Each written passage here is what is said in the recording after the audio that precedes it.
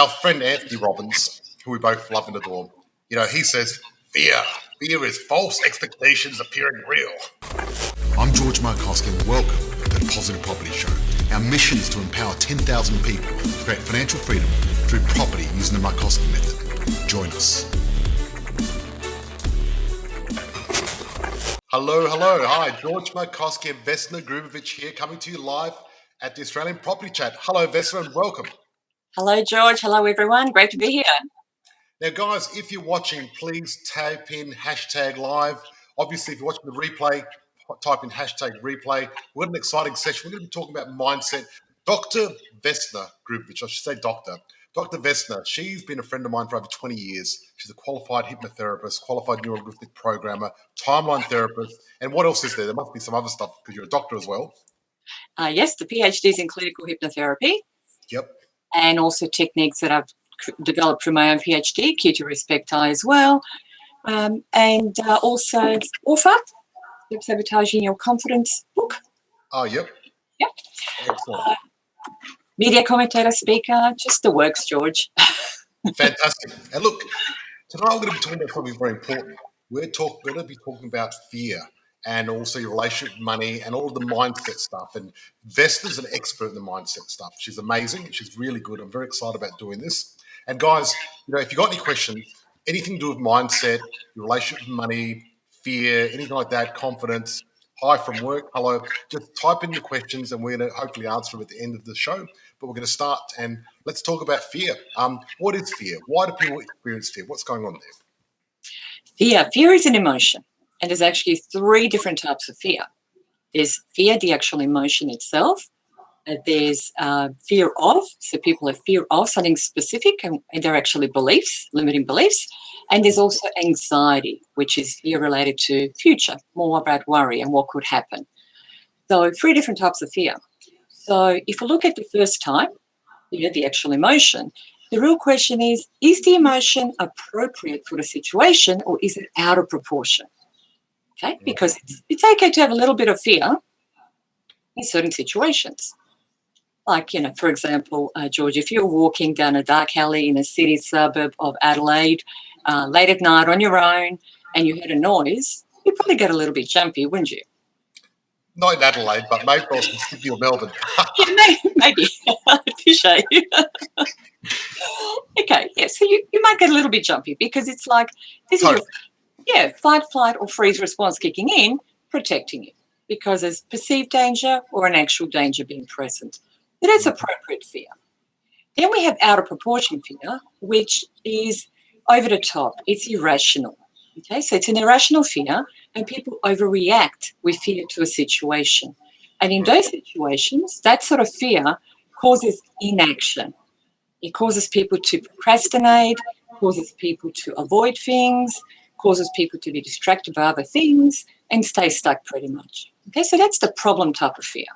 Yep. Okay, yes. And look, our friend Anthony Robbins, who we both love and adore, he says, fear is false expectations appearing real.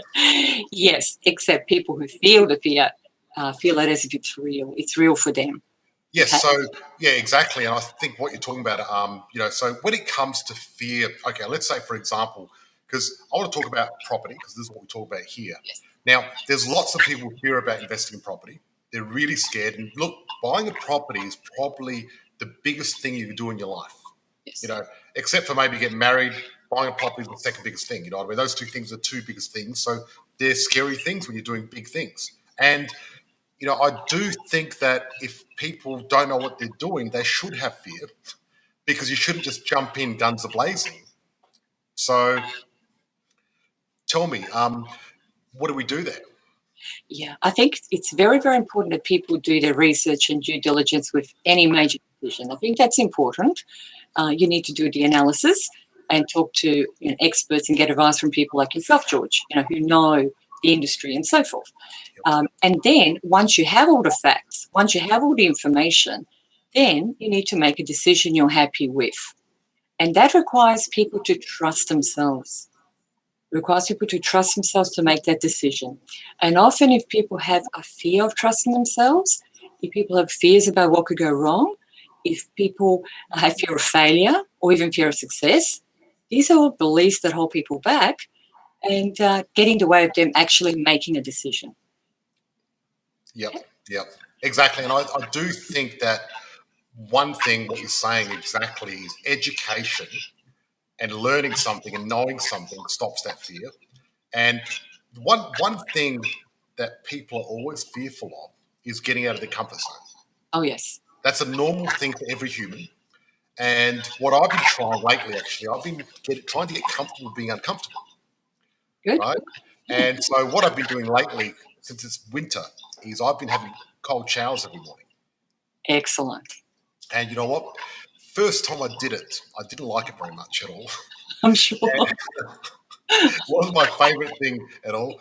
But after a while now that I've been doing it for about 2 weeks straight, actually now it's so comfortable. It's fine, I don't fear it. I used to fear it because I used to sit and go, "Oh no, I have to have a cold shower this morning." I promised myself, and I always try to keep my promises to myself or anyone else. And I Good. thought, "Oh, why did I promise myself? Damn!" So I'm in the shower, and now I'm used to it, so it's okay. So I think getting used to something can get rid of fear too, can't it? Yes, it can. So people need to be comfortable with being uncomfortable. And the comfort zone is called a comfort zone for a reason because it's comfortable. Yeah, People are used to it. They know what to do. It gives them a sense of certainty. And stepping outside a comfort zone is uncertain. It's unknown. Okay, so the unknown can be scary for some people because they haven't done it before. totally. But as I as what I believe is everything good is Mhm. just out of your comfort zone. You know, the relationship you want, the job you want, the property investing, the lifestyle, everything is just out of your comfort zone because in your comfort zone, you're going to have what you've already got. But if you want more than what you've got, you need to get out of your comfort zone, don't you? Yes, and also my view is that as human beings, we need to keep learning and growing. And the only way we can learn and grow is to step out of the comfort zone. By staying in the comfort zone, we get stale, we get bored, we get frustrated. Okay, we yearn for something different after a while. So it's very important to keep challenging ourselves, even baby steps. Okay, make a phone call, send an email. A little baby step will start to stretch their comfort zone bit by bit. You know what? I like that because I think that's a great way to do it. Because I know sometimes I can't be bothered to work out. Okay. And what I do is I go to the gym, get dressed for the gym, and sit down on the floor. And I'm sitting in the gym, sitting on the floor. And guess what happens? Every single time I have a workout, even if I didn't feel like it before, because by sitting in the gym, you, you look like an idiot doing nothing. There's a Facebook user, someone said, don't they say use fear as a compass? A compass for Yeah, I don't know. So can you please expand on that, please? We've got yes, another question here. Dr. Vesna, how do you deal with negative family who are against property investing? Good question. I love that question. It's a great question. And that happens a lot. mm, yeah, And I'll give you a bit of a story, and then you can tell us a bit what we should do about it. yes. 'Cause I didn't find a really good solution. But I remember when I first started investing in property, and I wanted to invest. You know, I was at the barbecue, and um, a friend of the family's, he was a lawyer, and he's like, "Oh, George, you're an idiot. You shouldn't invest now. Property's going to go down." And then, my cousin, she's like, "Oh, George, it's not the right time. It's too risky." And everyone's saying, "No, no, no, you shouldn't do it." Mm, And what that did is give me uncertainty. You know what I mean? However, you've known me for a while. I don't listen to what people tell me to do. I just did it anyway, right? yes, I just did it anyway, and I was yes. lucky that I did it anyway because that first property I paid 180,000. Now it's worth over $1 million. So that's almost like imagine that someone says a negative word to you at a barbecue and you lose $1 million worth of income. That would really suck.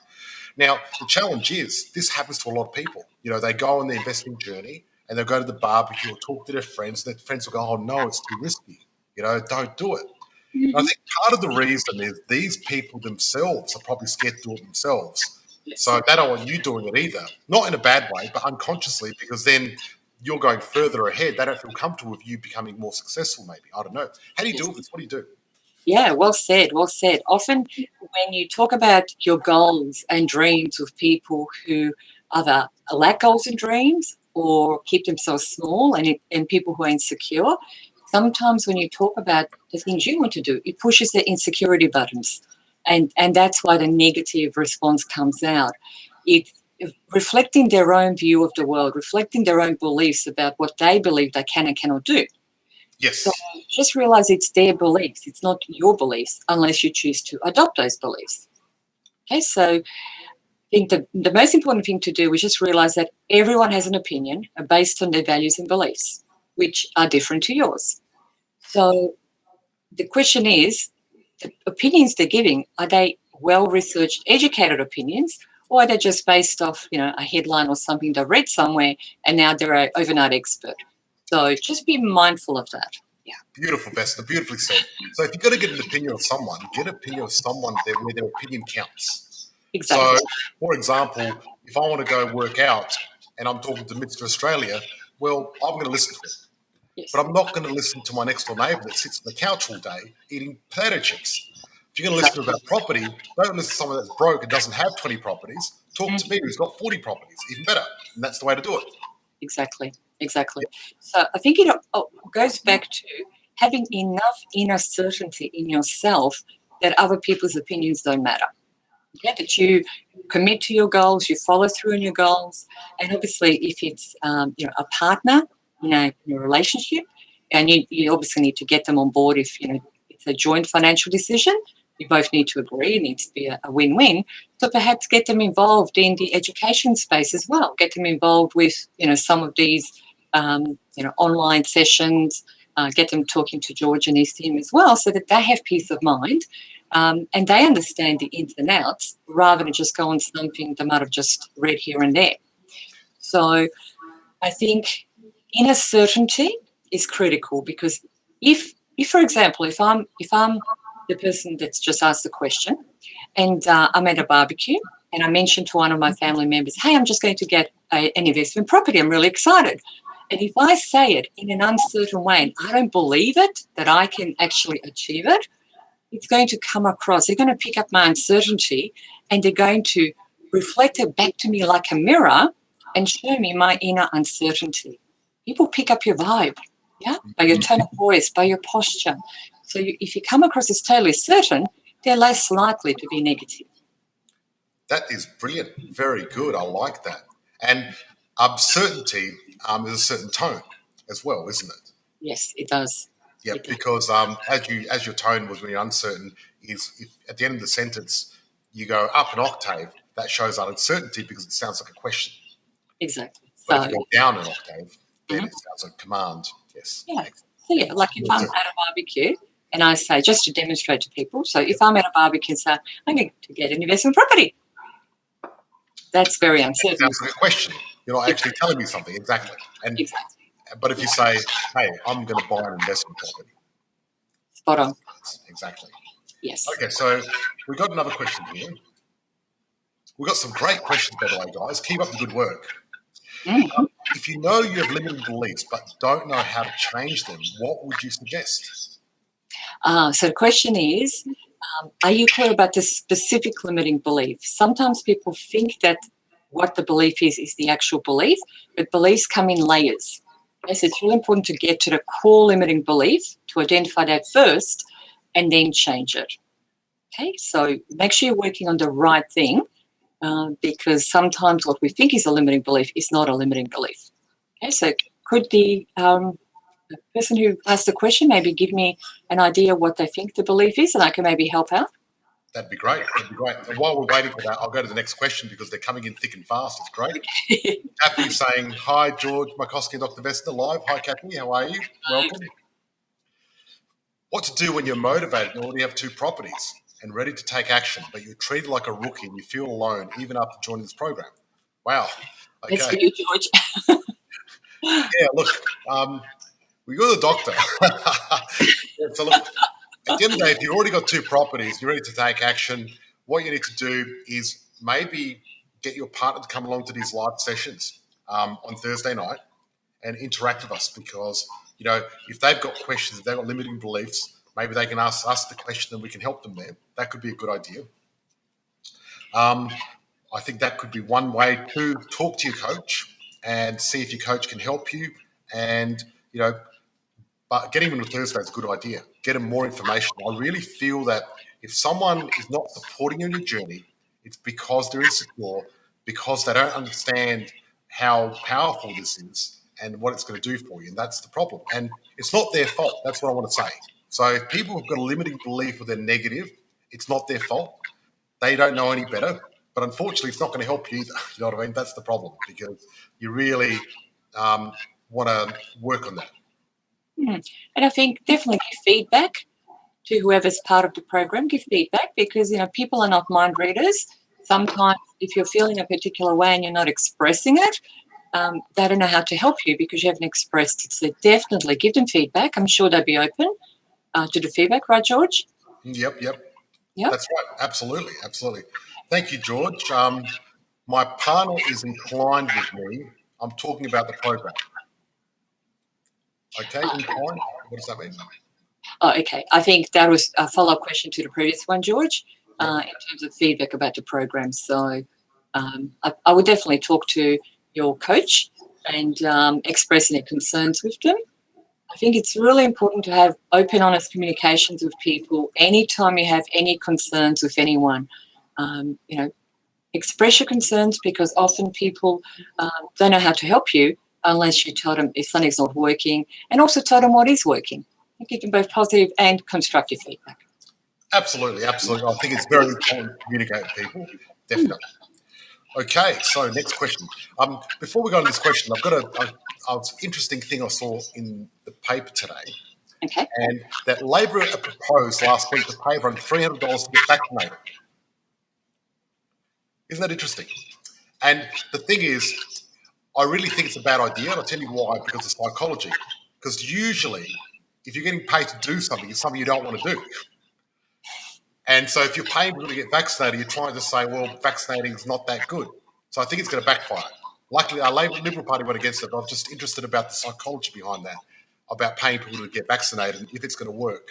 Because I think some people do it, but I think a lot of people go, well, if I'm getting paid for it, it must be really bad. I'm not doing it. So you might actually do the opposite, get the opposite effect, unintended consequences. Yeah, people are different. Some people are going to be motivated by the carrot of money. Other people won't be motivated by it. They'll think, what's the catch? Or they will rebel against it because that's their personality. So, people are different. They'll respond differently. That's right. So I've got another Facebook user saying, how do you get over your bad relationship with money, like growing up poor, having fear about spending money, bad past experiences, etc.? Okay, now that's a big one. Okay, so very important to identify all the emotions and beliefs around money, as well as any habits around money. Are you overspending? Are you saving? And so forth. And then address each of those. Okay, so the techniques I use work on a subconscious level to reprogram those beliefs and to reprogram those self-doubts and emotions very quickly. So there's a lot of ways of doing it very quickly. So some individual habits we can address in about 10 minutes if they stand alone, if there's no deeper issues. And other habits, if it's part of an overall sabotage pattern, can take a number of hours. So it really depends on exactly what we're working on. So the first step will be to identify exactly what that bad relationship with money is, what all the beliefs and emotions, etc., are, and then work through them. Yeah, and look, I see that happen all the time, and I find what happens is where people join our program, and we've got a 12-step process, so you go one step at a time to make it safe instead of just one big step. And so it's nice little chunks. And what people do is they go along, and one or two things happen. They hit a first roadblock, and you know what? When you're investing in property, you're going to hit roadblocks. That's a fact of life. Like if you're not hitting a roadblock, that you're very, very rare, because it's just going to happen. And I've bought so many properties I know. And even as an expert property investor, I hit roadblocks. And there's two types of people. When people hit a roadblock, they're like, oh my God, there's a roadblock. It wasn't meant to be. Oh no, I'm not going to do it. They convince themselves because they're almost sabotaging themselves not to do it. Yeah. Yep. So how do you help people overcome that? Okay, so I think it's also how you look at it, your perspective. My view is that when there's a roadblock, it's the universe testing your commitment to your goals. Okay, so you're being tested. Do you really want this goal? What are you prepared to do to make it happen? Okay, and usually these obstacles happen when things are going pretty smooth. Okay, things are going pretty smoothly, and then a roadblock happens, and it's testing you. Okay, are you really that committed to this property journey, for example? And what are you prepared to do? Show me you're committed, is pretty much what the universe is telling you. Show me you're committed, show me action, find another way, show me your flexibility. And if you really want this, show me you want it. Okay, so the people that don't have the fears and self doubts will find a way. The ones that do have fears and self doubts will usually give up. Yep, that's really well said. That's excellent. And then I find a second type of person. They go all the way, and they're 2 steps away from the finish line, Uh-huh. and they give up. Okay. They're just there. The finish line's right next to them, and they're like, "That's it. I've had enough. I can't do it." And it's like, Okay. "Oh my god, just get that gold medal, please. Just get across. After the Olympics, just do it." Yeah. So it sounds like it could be something like a fear of success. Yep. Or maybe they don't believe they're worthy or deserving of having what they want. Okay, so these are possible beliefs that are causing them to, jump ship just before the end line. Yeah, because that's crazy, isn't it? When you've done 99% of the work, and Yeah, right at the end, you're just there at the finish line. Yeah. that's right. And these beliefs, limiting beliefs, don't make sense. Usually they're irrational. So, That's right. Okay, a few property investors and financial planners I've spoken with are saying now is a seller's market, but I'm keen to get investment property as I don't see price going backwards. What's your opinion? Well, I think I'll answer this question. I think so. Okay, so look, I'm actually going to be doing an article for the Financial Review in a couple of weeks' time about this actual topic. So one thing, Warren Buffett, you've probably heard of Warren Buffett. He's one of the biggest investors in the world when it comes to stocks. Well, Warren Buffett and I have got a similar system of investing, right? We do the opposite of what most people do. So it is a seller's market right now. I only buy in a seller's market. I don't buy in a buyer's market. That's the key. So yes, it is a seller's market, and now's the time to buy. So people that say don't buy in a seller's market, they don't actually understand how money and property works. That's the problem. So what a seller's market means is there's a lot of competition because there's a lot of upward swing of the properties, and because of that, it's hard to find the property and sellers getting the price they want. What a buyer's market means is there's lots of properties available and vendors are willing to give massive discounts just to get rid of their properties. That's a buyer's market. Now, you can imagine a buyer's market is like catching a falling knife. I mean, you're buying something where everyone's discounting it, and then when you buy it, it's going to go down even more. But a seller's market is buying something that's going to go up.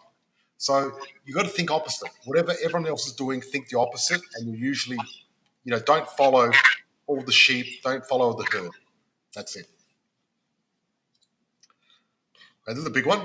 I don't even think I can read it all. Let's have a look here. I've worked in the legal industry most of my working life for about a year now. I've been contemplating whether to jump ship into a new role at a real estate job as part of my investment journey to learning more about the property market. Do you think this is wise? Okay, Vesna. Okay. So I never give advice to people. I always help them to make a decision that's right for them. Okay, so for me, it's very important that you back yourself. Whatever you want to do, you need to back yourself 100%. So I'll give you an example. About 20 years ago, I left the corporate world. I used to work for one of the top 4 major banks as an economist and corporate strategist. And so I had my crystal ball predicting exchange rates, interest rates, and growth around the world. And I decided to jump ship, back myself, and 20 years later, here I am running my own company. So it's really, really important that you get clear about exactly what you want to do. It seems like you've got a pretty good idea. VUCA, is it? Yes, VUCA. And also then put in place a transition plan. Put in place a transition plan and make sure you have enough self-belief and self-trust to make it happen, to follow through with action. Okay, so address any fears and self-doubts, but that way you totally believe that that's the right decision for you, and then you follow through and make it a success. That's really, really important. Absolutely. I really believe that if you find something you love and you're willing to work really hard, you will be successful. Absolutely. The key is loving what you do and working really hard. And you can't do it without the work. So, I work for a big corporate as well, and I left and started my own business, and everyone's saying, George, don't do it. stupid, it's risky, because I had a company car, a BMW, expensive car, and I was staying in the nicest hotels around Australia. I was living it up and I was making lots of money, but I wasn't happy. And at the end of the day, I thought to myself, you know what? I want to be authentic and true to myself.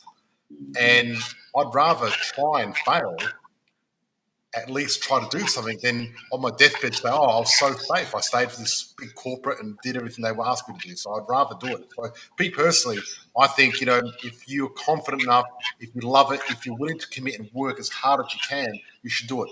But if you think it's going to be easy, don't. Don't do it. Because anything worthwhile is hard. That's the fact of it. Seriously. Yeah, you need to take action, absolutely, like anything. Even in your job, you're taking action. So you need to make sure in your own business you take action and keep yourself accountable to your goals as well. Yep.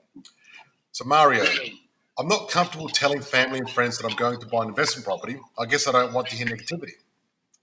And look, that's fair enough, and you don't have to, right? So I really, there's two schools of thought, right? I'm going to turn off this phone. It's making a noise. There's two schools of thought. One school of thought is don't tell anyone your dreams, your goals, right? Keep them hidden. And I get that. And the reason is because people poo-poo on your goals and dreams, and they can do that. And there's nothing wrong with that. And the other one is just tell people anyway. And I sort of do a bit of both, because I find I've got very big goals. And a lot of times around people, when I talk about my goals, I feel like I'm bragging almost. I don't want to do it, but I've just got big goals. So I can't help it, and I almost do it in embarrassment sometimes. And I'm part of some business groups. I'm like, oh, I want to do this, and they look at me like, wow, that's a big goal. And I go, yeah, but that's just me. But I think if you're not comfortable, just don't say anything. It's fine. So, hey Vesna, hey George, how do I learn to believe in myself and take my own advice that I dish out to others? Okay, so yes, you need to work out what's preventing you from having total belief in yourself, identify your fears and self-doubts, let them go, and then follow your own advice is going to be much easier. It'll be automatic for you.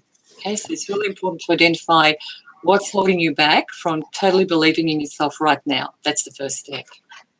Yep. So when I first started out in this whole self-development, self-improvement journey, I did this thing called daily declarations. I don't know if you know much about that. I've heard of it, yes. Yeah, so what you do is you write all these positive things about money, wealth, being generous, being a good person, being fit, anything you want in your life.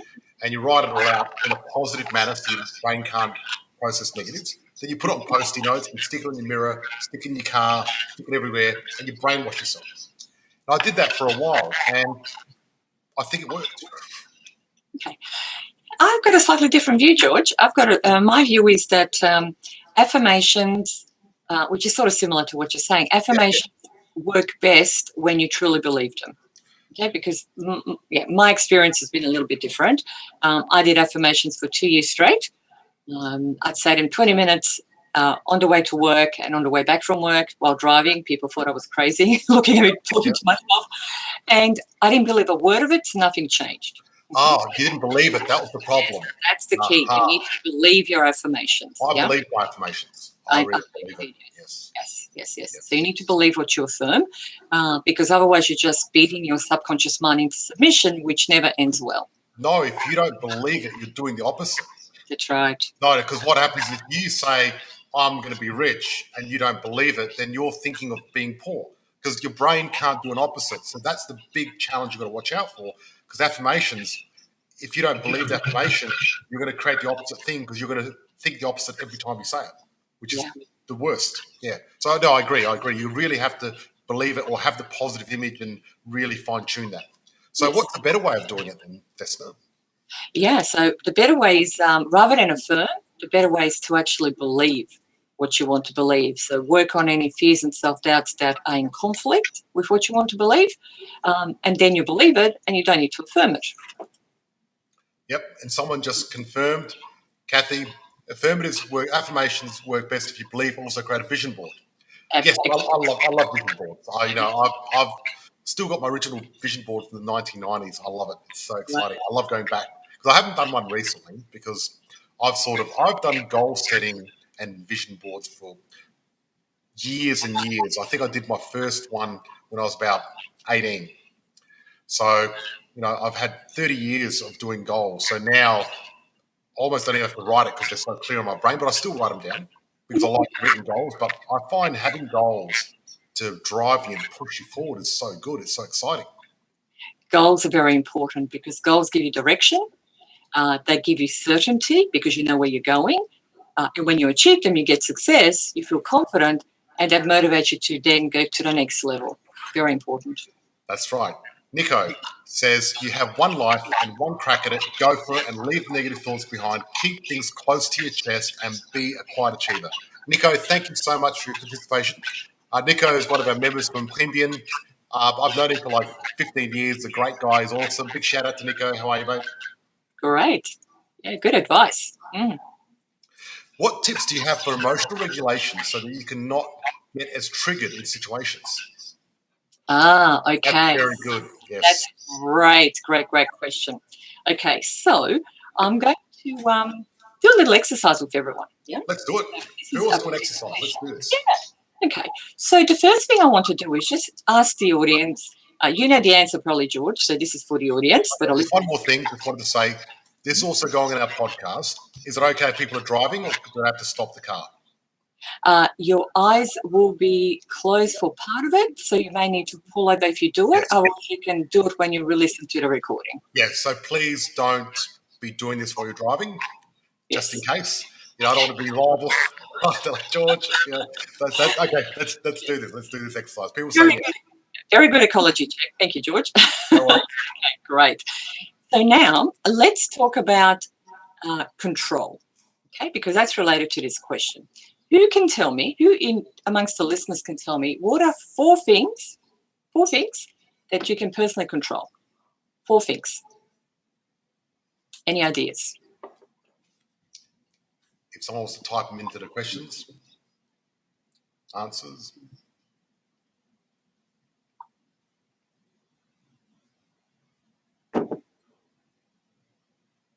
Thoughts.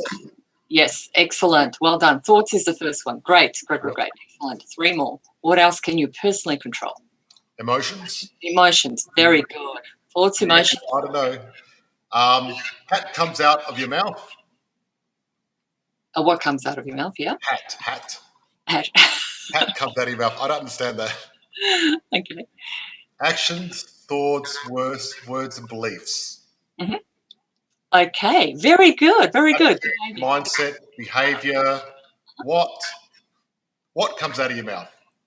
As in that was, I think that's Chris. He said hat before. He meant what? He said what? Yeah, what comes out of your mouth? Yeah. What comes out now? I get it. Your goals, future thoughts, emotions. Very good. Very good. Okay. Choice. Great. Excellent answers, everyone. Values. Great. Yeah. So, 4 things. 4 things you can personally control. Firstly, how you think. Secondly, how you feel. Thirdly, how you act, your behavior. And fourthly, how you influence other people through your communication.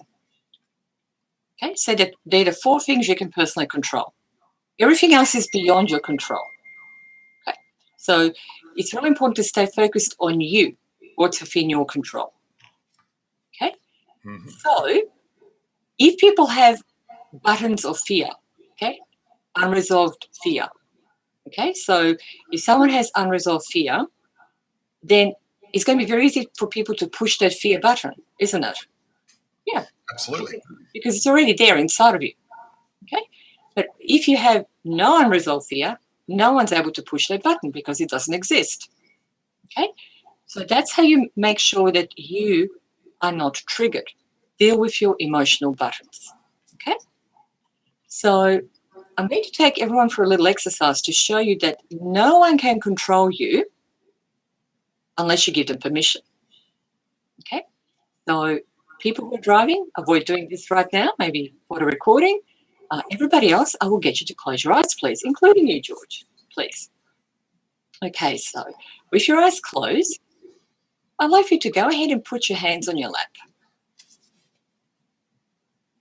And now put your feet together.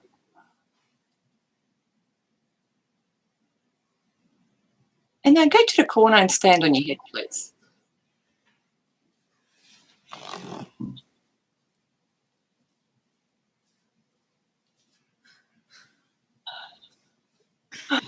Very good, George.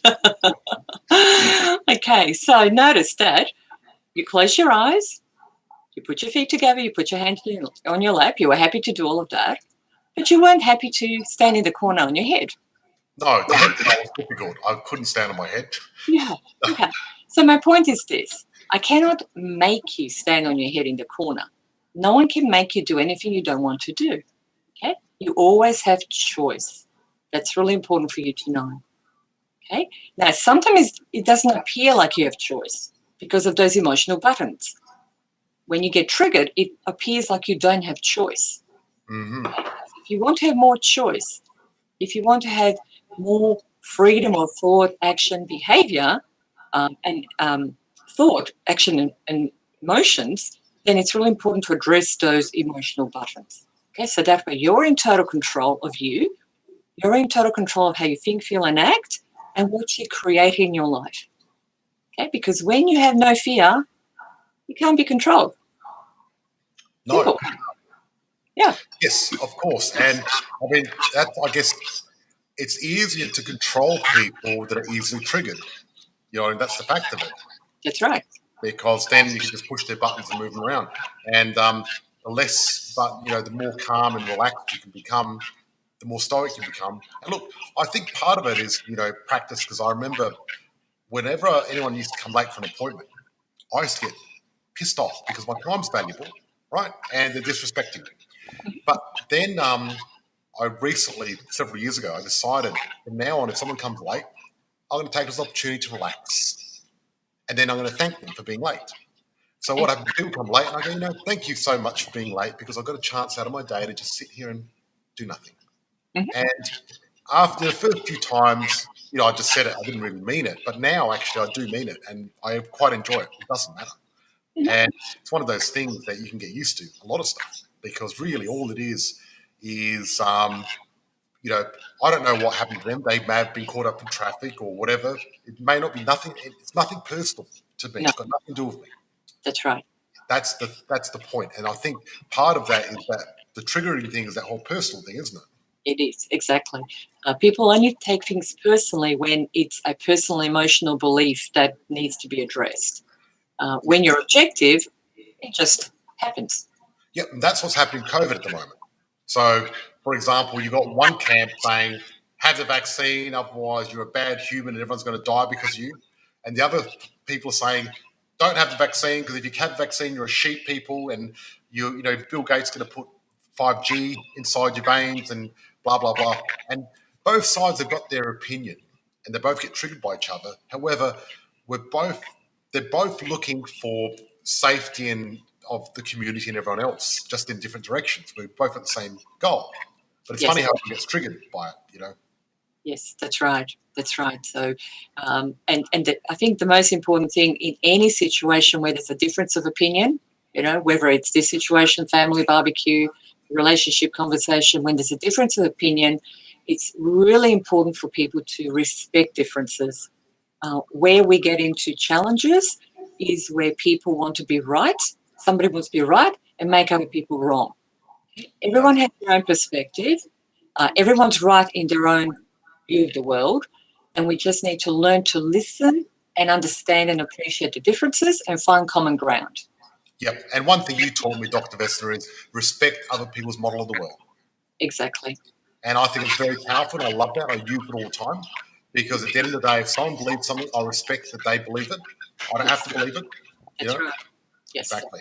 Exactly. And that's pretty important. Yes. Cool. Definitely. Wonderful. Everyone's gone quiet. Everyone's gone quiet. Well, everyone closed their eyes, they've probably gone to sleep. No, they're all there. They're all there. We have a choice unless we get triggered. We have choice unless we get triggered. So remove those factors to lead a fulfilling life. We are all human. We must listen and respect. Thank you, Kathy. Thank you so much. That's true, definitely. Yeah. So look, so today we spoke about negative emotions, fear. We spoke about limiting beliefs, and no one can make you do what you don't want to do. That's right. And we spoke about how to sort of talk with certainty and create more certainty. Anything else that you'd like to cover specifically today, Vesna? Okay. Well, I guess as a sort of summary, five things to keep in mind for creating certainty. Oh, Yes. look, that's great. Yes, let's do this. This might be a little bit of an action plan for everybody. So the first thing is to remember that you are in control.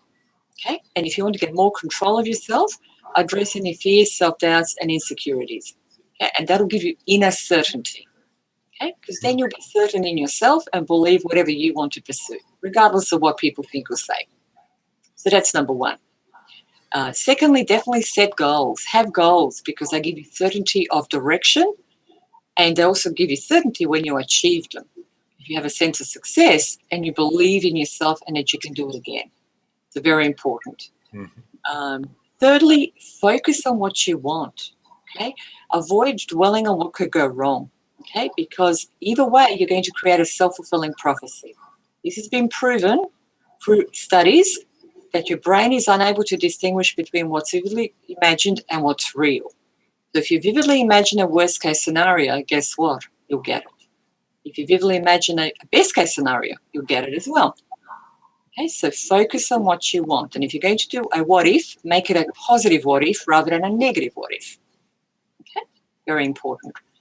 And number four, take action, critical. It's really important to take action because that breeds success, creates momentum, builds your confidence, and just grows your success and certainty as well.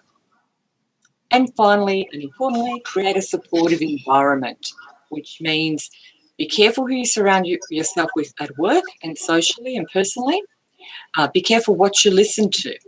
Be careful what you watch. Okay, what you read. All of that feeds your brain, either positively or negatively. Okay. For over 20 years, I've said the news is National Depression Hour. Avoid it. Exactly. I totally agree. Don't watch the news. I've watched TV for 20 years straight now, if not longer. And especially news, I don't watch that because all it does is give you all this negative stuff around the world. That's right. And if you watch that every day, I mean, a lot of people start that in the morning. They spend half an hour of negativity. Imagine that every day. You wake up, get negative, brainwashed, then go to work, and then they've got negative people at work. Maybe they've got some negative people at home. There's too many negatives, right? What you can do is slowly try to get rid of the negative people around you, bit by bit. Very important. And get people that are supportive and people that support you, that care about you, and want you to be the best you can be. Very important. It is because your environment will complement your inner certainty then rather than sabotage it. Yes. Because Jim Rohn says, you're the sum of the five people around you. So you really want to make sure you hang out with the right people. And look, if you want to hang out with some positive people, come here Thursday night. And instead of watching the news every morning, every Thursday night, get a bit of dose of positivity in the Positive Property Show on our podcast or here at the Australian Property Chat. Yep. So someone said, what about expectations? How do we deal with expectations not being met? Okay, so are these your own expectations or other people's expectations of you? So we'll assume it's your own expectations. If it is your own expectations, you need to just be mindful that when you're setting expectations, you have realistic expectations of yourself. Okay, so I'm going to give you an example. This is like a little example I give of myself, just to put things in perspective. I'm a pretty basic swimmer. I taught myself how to swim in my 20s. And my best swim stroke is a doggy paddle. True story. Yeah. Okay. So, yeah, true story. So if I wanted to be in the Australian swimming Olympic team at the next Olympics, and I set that as a goal for myself, would that be realistic? No. No. So that would be an unrealistic expectation, and I would be setting myself up to fail. Okay, so it's really important to make sure that your expectations are realistic based on your level of skill, the people and resources you have around you that can support you in achieving what you want to achieve, and your self-belief. Now, I believe anything's possible provided you have those things in place. Yep. So just make sure you always set yourself up for success. Otherwise, it leads to disappointment and negative self-talk. Yeah. Absolutely. That was excellent. Thank you. It's true. I find education, having a positive attitude, everyone gets you ahead and recognise. Yes, true. Yes. And Mario says, thanks, Vesna. You've helped me more than you can imagine. Smiley Oh, face. very welcome. Thank you, Mario. Pleasure. That's awesome. Awesome to see that people are getting benefit of this already, which is excellent. Yeah. So look, mindset's very important, and getting the right mindset. Any other little tricks you've got day to day? I mean, how do you get away from negative people? What if you're stuck with them? What do you do? How do you handle them? Okay. So, in So what some, sort of situation? okay. So for example, some people have got no choice, but they have to work with some negative people. Maybe they're even married to one or live with one, and then they're stuck. And like, unfortunately, if you're married to a negative person, what do? I mean, some people don't have the choice of divorce. Maybe they do, or maybe they don't want to get divorced. But Yep. how do you create that situation to be better for you? Okay. So, very, very good question, George. Very good question. So, it comes down to communication. Okay. So, people that are negative will typically use negative language in the communication. They'll say, "Oh, no, no, don't do property investing because what if this goes wrong, or these are the problems?" And they'll be all negative. They'll give you all the negative words why not to do it. Yeah. We need to minimize the risk. What are the consequences? And so their language will be all negative. People who are more positive focused, the language will be positive. They want to invest in property to, get capital growth, residual income, whatever you want to call it, yeah, whatever benefits. And so they're like talking two different languages. One is talking positive language, one is talking negative language. So you need to match the other person's language. Okay, so, for example, you may want to say to somebody, I think it's important to get into property in order to avoid not having the retirement we want. So notice we're putting in a not, okay, because that's the language that appeals to a negative person. Wow, I like that. Interesting. Yep. So you tell them about things that you want to avoid, problems you can avoid, how you're going to minimize the risks. All of that language will appeal to negative people. Uh huh. And why Other, are people negative? Why are people negative anyway? Why? Why are they negative? oh gosh, a number of reasons. It could be because they have their own insecurities. So that's probably the biggest one. And they've had past bad experiences, maybe, for Yep. whatever reason. And thirdly, because their model of the world is they always look at what could go wrong rather than the positives of the situation. It's just the way Okay. the brain is wired up to look for negatives rather than positives. In NLP, we call it toward for positive and away from for negative. Okay. Yeah, because I've found one thing, a bit of a theme with some people, but I'm not going to mention obviously the people, but I'm going to mention the theme. So sometimes we've got couples that have joined our program, Okay. and what we're finding lately is a lot of women are really getting strong about finances and wanting to create financial freedom. And I think it's fantastic. It's awesome. And when they get involved in the program and want to start investing, we find the man gets a bit insecure and then starts going against it because he can see they're getting more confident and they're trying to create a better future. And I think there's a lot of insecurity going on there trying to hold them back. Mhm, mhm, mhm. You know what I mean? And it's really good to see that women are taking control and getting in there. It's our fastest growing demographic of people joining our program is women. Funny Yeah. enough, Oh, there's a lot of powerful women out there taking control over their future, which I think is great. yes, yes, yes. Yeah. I think it's important that, both people in a relationship are on the same page, and as much as possible, they grow at a similar rate, because that'll help them to just, align more rather than go in separate directions. Yeah, sometimes it's hard to do, I suppose, but you're right, definitely. Because, I mean, over a long enough period, even 1% divergence per year can be quite a bit.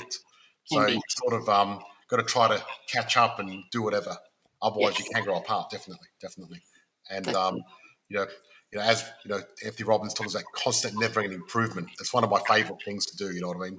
Even if it's a little bit at a time, I just love trying to improve myself in different areas. Yeah, and I guess different people in a relationship can have different tolerance of risk as well. Some may be more averse to risk, some may love the risk, some may want to stay in a comfort zone longer than another. So there's a different dynamic going on there as well. Exactly, exactly, and that's the fact of it. And it's matter of risk and reward, because some people are too risky and some people are too safe. And being too safe is bad. Being too risky is bad. You've got to get in between. Because if you don't risk, you're not going to really get anywhere, right? Because there's a lot of people. What happens, and this is interesting actually.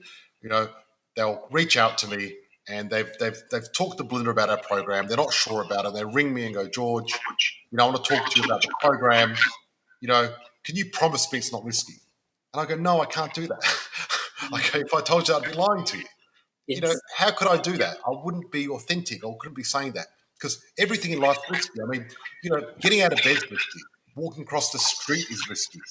Ordering, a coffee could be risky. You might spill on yourself. If you want safety, we can put you in a nice little padded room, a nice little jacket, and give you 3 meals a day, and you'll live to a ripe old age. What a way to live! Yeah. I reckon risk is worth it, but not too crazy. I mean, we don't want to go skydiving or anything like that. Have you ever been skydiving? No, not skydiving. No. I've what have I've done some risky things. I've walked on hot coals about 4 times. I've what else have I done? I've done whitewater rafting. I've done some other crazy things as well, but still here. Look, Kathy said my father told me you have to take risks at sea. Now, look, let's talk about the firewalk. The firewalk is pretty an amazing experience. Yes. Because, just to give people an indication, this is Anthony Robbins. He does the firewalk experience. And my alarm's gone off. We've got 5 minutes, guys. So bring in your quick questions. We have to cut off after 5 because we're going to the private group. We're going to the black belt members. But it's dark. They've got African bongos playing. And you can see this fire lane of coals. They're about how many meters? About 5 meters long? 4 meters? I did one that was 50 foot in Hawaii, so there was a longer one I did. Yeah. Wow. Anyway, so they're about 6 meters long, and you go barefoot, and as you walk in closer to the fire, your face feels the heat from down there, and it's like hot. And you're like, oh my God, it's hot. And you're sitting there, and you've seen people walk across it. Tony Robbins tells you it's safe, but your mind is screaming, saying, no, don't do it. And that first step is so difficult, isn't it? Mentally. Yeah, well, it can be. My very first firewalk, I didn't do because I freaked out. But then I worked on myself and I did 4 after that successfully. So it is very much about your mindset. Absolutely. Yeah. And the thing is, once you get on there, you've got no choice. You keep going. And then, you're fine. So I've got someone saying, I've spoken to a number of buyer advocate companies. Are they generally profitable or is it just buying property at premium? Look, I don't know. I mean, look, what you want to do, personally, I think you want to join a buyer's group, right? That's what we are. We're a buyer's group. So what we do is, as a group, we get better deals. A lot of people go to realestate.com or Domain. I call that real estate porn because, people are watching it every night religiously, and it's not satisfying because the properties, once they get there, it's too late. What we want to do is we want to get properties before they even go there. I get them off market if I can. We get direct with the developer, and we sometimes get wholesale pricing and get it before they go there, and that's the way to do it. So the buyer advocate companies, depending on the company, do your research, make sure it's a buyer's group, make sure they know what they're doing and they're an expert. Check them out. Go to one of their Facebook groups or go check out their podcast. And if they're good, if the reviews are good and you think they're good, go for it. Anyway, that's about it for us tonight. So, Vesna, Dr. Vesna Grubacevic, I just want to say thank you so much. I'm very grateful that you came along. I really enjoyed our conversation. It was great. And I really love going back to the firewalk. Tonight we talked about fear. We spoke about how to have more certainty and what to do with negative people around you. And I think it was great. Now, where can people find you?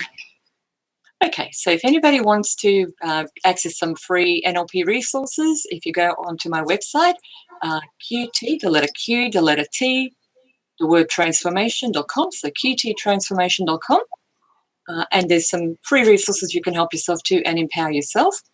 And reach out if there's any questions you have. Happy to help. So, guys, look, as you know, we're here every Thursday night, same time, same back channel. And we love talking property. We love talking mindset. We love talking positivity. I really appreciate all of you guys as a group. Lots of love to everyone. You guys are great. Love you guys. Look forward to seeing you next Thursday. Keep up the good work. Keep smiling.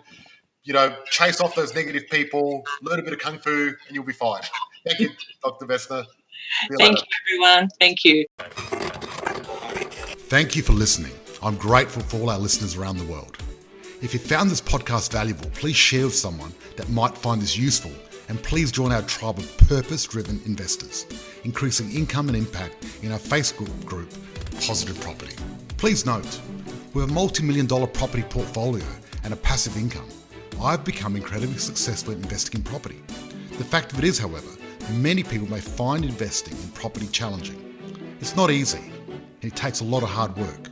However, becoming educated to make an informed decision and having the right advisors gives you the tools you need to succeed. The most important part of this formula, however, is to actually take action and apply that knowledge. It is important to understand the information I share is of a general nature only and is not taking into account your unique circumstances. If you're considering investing in any asset class, you need to seek the advice of an independent professional advisor who will be able to look at your specific situation. Be sure your advisor has actually achieved the kind of results you're seeking. Many won't have, so beware. We've taken great care putting those educational resources together. We'd be surprised if you didn't find any errors or omissions. If you do, our legal team says we have to say we're not responsible for those. In fact, as with all things, even your success, we're not responsible. That responsibility always has and always will come down to you and the actions you take. We're passionate about supporting you in that process and helping you increase your ability to create wealth, live the life you desire, and provide all the things you dream of for you and your family.